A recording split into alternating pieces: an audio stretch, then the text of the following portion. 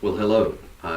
Again, this is Dr. David McAlpin, your professor for Introduction to Hermeneutics at Midwestern Baptist Theological Seminary. I trust things are going well for you.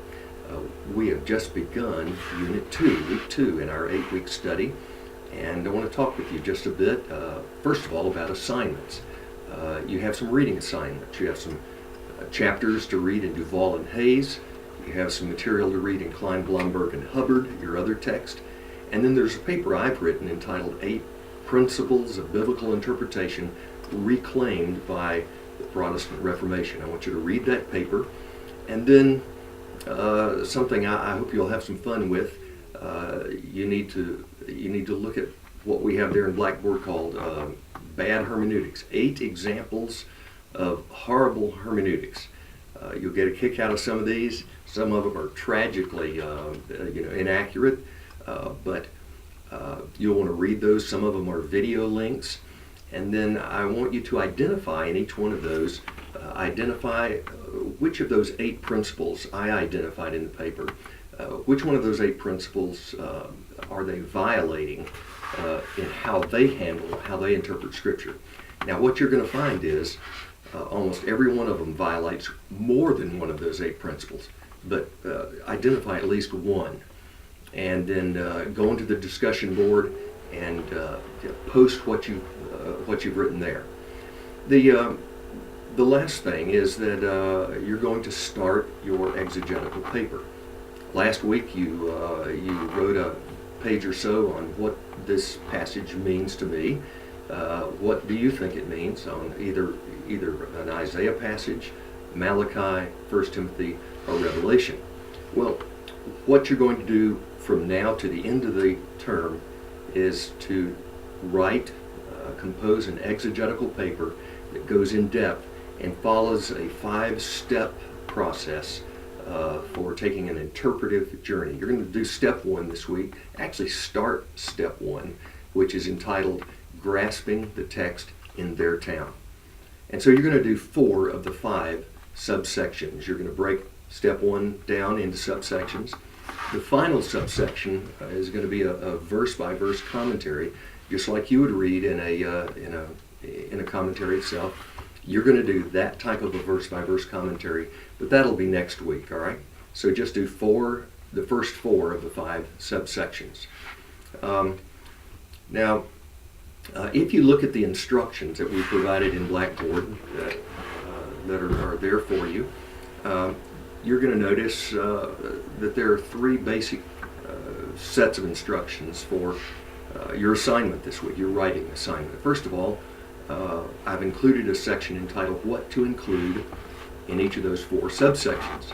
I've broken it down according to which of the passages you've chosen. So find the part of that applies to you, and look at what I've indicated you need to include in each one of those 4 subsections you're writing this week.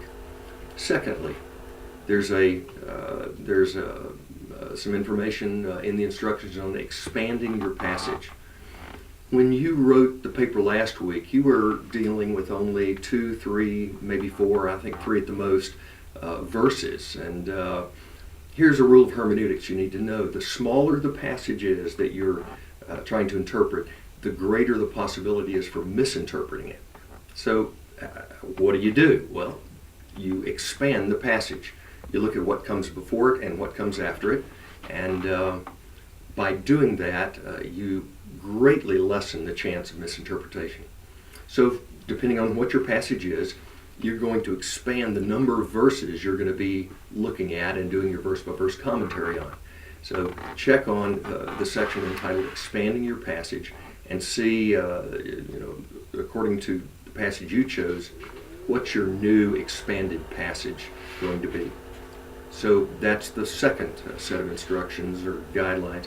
Thirdly, I list there in the instructions 4 expectations of your professor with this paper. And I may throw a 5th one in here at the end.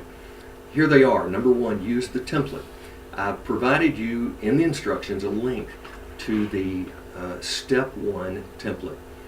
It is in Microsoft Word, and it's set up so that you can just type in the information that you glean, what you compose, and obviously delete the text that I've given you there, but use the template. Number two, you're going to divide step one into subsections. And again, you'll do 4 of the 5 this week, and I've been giving you those subsection headings there in the template. Thirdly, I want you to consult at least 3 commentaries for your passage, but commentaries that are up to date, they're scholarly, and they're in-depth. I love Barnes' notes. I love Spurgeon. I love Calvin's commentaries, and I consult those, but I want you to find at least 3 commentaries that deal in depth with your passage. Now, if you find a journal article, that's fine, as long as it deals in depth with your passage. And then finally, my last expectation is use footnotes. Don't use in-text citations, use footnotes. And you can check the Turabian Writer's Guide, we give you a link to that, on how to do those footnotes. Now here's my last one that I'm going to throw in.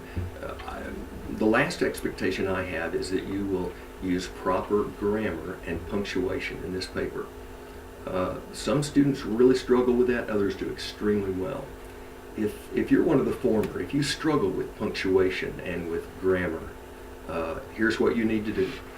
Get a friend who knows English grammar and punctuation really, really well, and get him or her to read your paper before you turn it in. Take them out for a cup of coffee, ask them out on a date, whatever you want to do. If you're not married, I tell my classes, marry somebody that knows English grammar, and it'll help your ministry in your life. But seriously, do check your paper for grammar and punctuation errors, and make sure it's written in a good, clear form. Well, hey, I'm excited about this week. If you have any questions, email me. Let me know if I can help you in any way. God bless you.